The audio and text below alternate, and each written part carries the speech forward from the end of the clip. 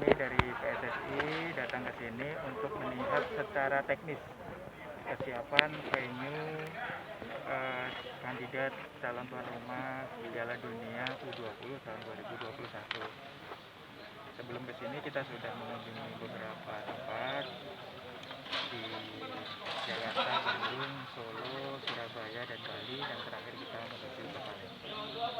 Intinya bahwa kita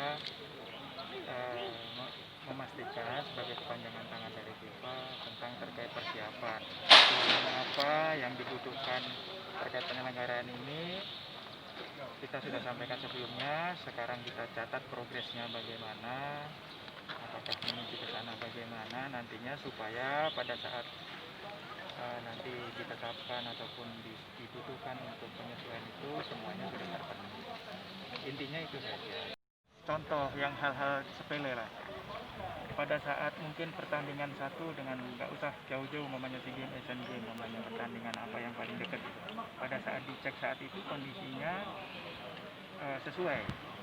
Tetapi untuk persiapan pertandingan yang lainnya itu kita mesti cek dulu apakah sesuai atau tidak, karena kadang-kadang contoh gawang itu turun ataupun posisinya bergeser, karena itu struktur tanah kan tidak bisa solid gitu. Jadi ini berkala kita harus lakukan cek, bahkan nanti sebelum pertandingan pun ada pihak terkait tim official yang akan melakukan.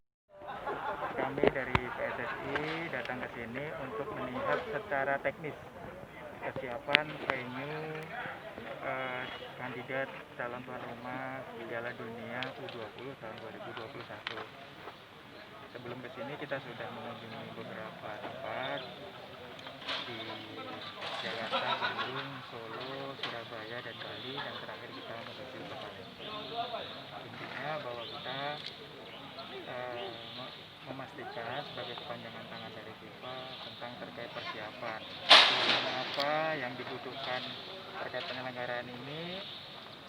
Kita sudah sampaikan sebelumnya, sekarang kita catat progresnya bagaimana, apakah menuju ke sana bagaimana nantinya, supaya pada saat nanti ditetapkan ataupun dibutuhkan untuk penyesuaian itu semuanya sudah terpenuhi.